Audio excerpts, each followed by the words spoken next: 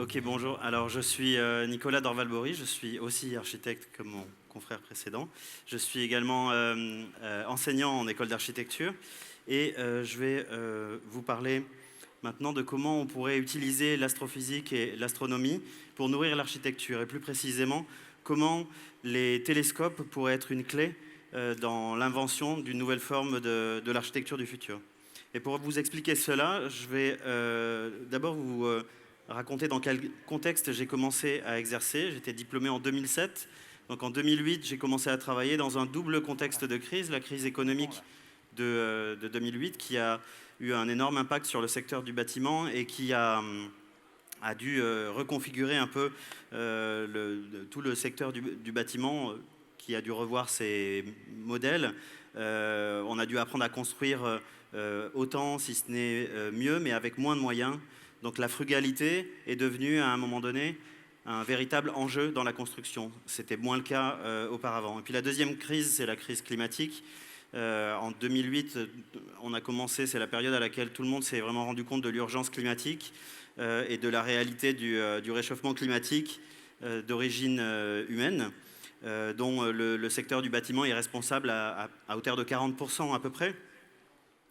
Donc l'enjeu pour cette crise-là, c'était plutôt d'apprendre dans l'architecture à contrôler les énergies, à maîtriser la thermodynamique, à comprendre comment la physique se comportait à l'intérieur du bâtiment. Et ces deux nouveaux enjeux-là, ils existaient auparavant, mais ils n'étaient pas très importants. On ne nous les apprenait pas dans les écoles d'architecture, par exemple. Là, ils deviennent majeurs, ils deviennent centraux. Donc tous les architectes travaillent aujourd'hui en tant que praticiens sur ces questions-là. Mais la question, c'est comment on le transmet aux étudiants en école d'architecture, comment on peut leur transmettre ces enjeux. Donc il faut inventer des nouveaux outils pour apprendre ça. Donc le premier outil qui est assez simple, c'est simplement de parler de théorie, d'expliquer aux étudiants ce qui se passe autant en économie qu'en physique. Donc mes étudiants, par exemple, je les fais travailler sur des phénomènes physiques. Chacun travaille sur un phénomène séparé. Donc ça, c'est un peu les travaux de recherche qu'ils peuvent mener en général. Mais ça ne suffit pas. Enfin, il y a la théorie, mais il y a aussi la pratique. Alors la pratique, on a besoin de cas d'études. On a besoin de se baser sur des choses qui existent, qui ont été construites. Et là, c'est assez difficile parce que c'est des nouveaux enjeux. Donc on n'a peut-être pas forcément assez de recul pour trouver des exemples suffisamment frappants, suffisamment littéraux aussi, pour montrer aux étudiants comment on résout ces questions à la fois économiques et physiques. Notamment les ouvrages d'architecture qu'on peut rencontrer qui se disent bioclimatiques ou pas, en fait, ils sont toujours recouverts de couches d'interprétation autres. Par exemple, il y a la réglementation qui varie selon chaque pays. Il y a l'interprétation propre de l'architecte du programme, les usages. Donc tout ça fait que les exemples qu'on peut trouver ne sont pas assez parlants pour les étudiants.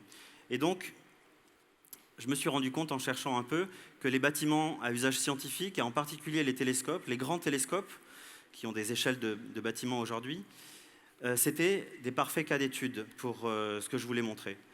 Pourquoi? Parce que les télescopes, ils résolvent la question physique de manière extrêmement directe et extrêmement littérale. Un télescope, c'est d'abord un outil qui doit collecter de la lumière sur la plus grande surface possible.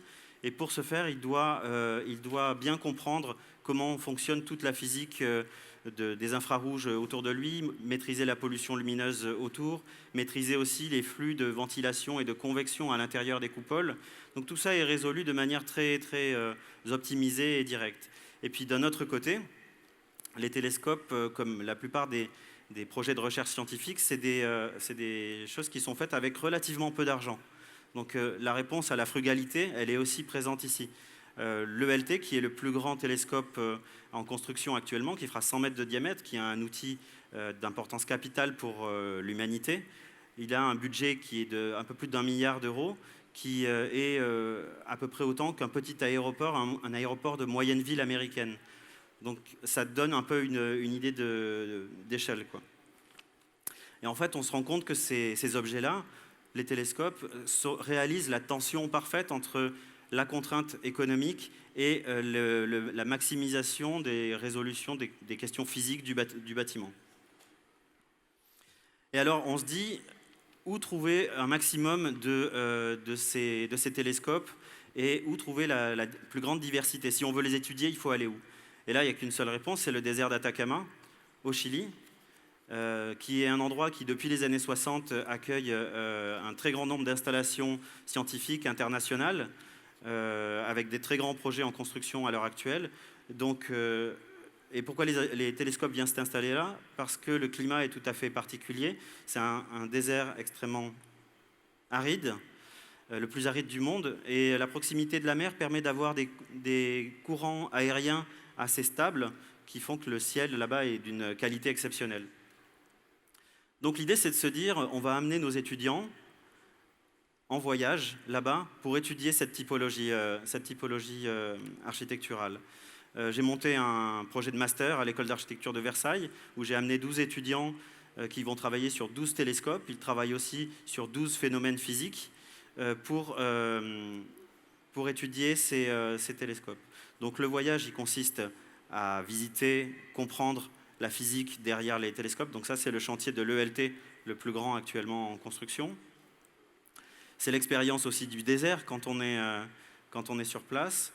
Et puis de visiter des équipements, ici c'est le LSST, un très grand télescope aussi en construction, pour comprendre la physique, mais aussi les comprendre comme objets architecturaux. Donc ça veut dire les documenter comme si c'était une église, une maison ou n'importe quel objet qu'on étudie en architecture. Et on a réalisé donc ce livre qui compile ces 12 télescopes. On a réalisé des maquettes à la même échelle pour les analyser en tant qu'objets comme ça aussi. Et une fois qu'on a fait cette analyse physique, un peu technique, et puis cette analyse architecturale, j'ai demandé à mes étudiants de produire un projet maintenant qui devait être assez libre, qui n'avait pas vraiment de programme. L'idée, c'est plutôt de faire des expériences, de réfléchir de manière un peu utopique à comment on peut se baser sur les principes physiques et sur ces sites incroyables des télescopes pour imaginer des projets qui préfigure un peu ce que pourrait être une architecture qui est à nouveau en relation avec la physique. Donc, on a 5 projets, 5 sites, 5 observatoires. Les 12 étudiants se sont répartis dans les différents observatoires. Et ici, par exemple, à l'observatoire de La Silla, qui est un des plus anciens du Chili, et qui est amené à devenir obsolète à cause de la pollution lumineuse des villes alentours. Les étudiantes ont travaillé sur la question de la ventilation et se sont dit comment on peut reconvertir cet observatoire en s'appuyant sur cette question de ventilation. Donc elles ont conçu un centre sportif qui tire parti de l'excellente ventilation du site sur place, avec des nouveaux bâtiments en ventilation naturelle, et la réhabilitation des bâtiments des anciens télescopes avec des nouveaux équipements sportifs à l'intérieur. Ça, c'est un projet qui travaille sur l'inertie thermique. Donc les étudiants se focalisaient que sur la thermique et l'inertie thermique et ont conçu une résidence pour chercheurs dans le nouveau télescope de l'ELT qui utilise les téraoctets produits chaque nuit par l'ELT via le data center qui va chauffer en fait la résidence des artistes. Donc tout ça sous une forme un peu troglodyte dans la montagne pour profiter de l'inertie thermique. À Cerro Tololo, qui est un autre très grand observatoire, les étudiants ont travaillé sur le cycle de l'eau. C'est un observatoire dans lequel l'eau est acheminée en camion. En contrebas, il y a un barrage énorme avec de l'eau. Donc les étudiants ont repensé tout ce système, comment remettre en cohérence, comment faire que le système de l'eau soit plus intelligent, et notamment en créant aussi un télescope à neutrinos qui fonctionne avec une énorme quantité d'eau extrêmement pure, tellement pure qu'on ne peut pas vraiment la boire. Donc il y a une gradation comme ça de l'eau la plus pure à l'eau la plus souillée avec des bassins de filtration. La maquette. Ici à Las Campanas, les étudiants ont travaillé sur des questions sismiques. Leur point de départ, c'est la sismique et comment développer un mur parasismique qui puisse en plus générer une forme d'architecture qui soit plus humaine, peut-être plus de l'ordre du village. Donc en déployant ce petit module parasismique sur tout le site, on voit en bas à gauche, autour de ces deux télescopes, elles ont créé une forme de petit village parasismique un peu étrange, comme ça, avec un détail de la maquette de la dalle désolidarisée et quelques images. Et enfin, à Alma, qui est un site à 5000 mètres d'altitude où il n'y a pas assez d'oxygène pour respirer. Donc, les étudiantes elles travaillaient sur la lumière naturelle et les ondes électromagnétiques. Ici, à Alma, ce sont des radiotélescopes, donc les chercheurs travaillent 24 heures sur 24, contrairement aux autres où le travail se fait que de nuit. Donc, il y a des personnes qui travaillent toute la journée, qui font les 3-8. Donc, comment on fait pour accueillir des gens qui sont dans une cellule fermée, dans un grand bâtiment clos, en faisant les 3-8. Donc il faut accommoder leur cycle circadien, leur cycle naturel biologique, notamment par des apports de lumière à différentes températures de couleur. Donc tout leur projet repose sur comment on organise un espace qui accueille 3 types de personnes, 3 horaires différents, avec des rythmes biologiques différents à chaque fois. Voilà un peu le plan qui est assez simple et explicite dans la manière d'organiser 3 types d'usage. Et ce que je voulais terminer par vous dire, c'est que construire l'architecture de demain, ça va demander de s'interroger précisément et plus que jamais sur les liens entre les besoins et la physique. Et en fait, chemin faisant, à mesure que l'on aborde les questions techniques et physiques, on va aussi tenter de comprendre, peut-être de façon plus métaphysique ou philosophique, quelle est notre place dans ce monde. Et en fait, en cela, plus que jamais, aujourd'hui, on peut dire que l'architecture et l'astronomie convergent vers un même objectif, celui de comprendre notre place dans le monde.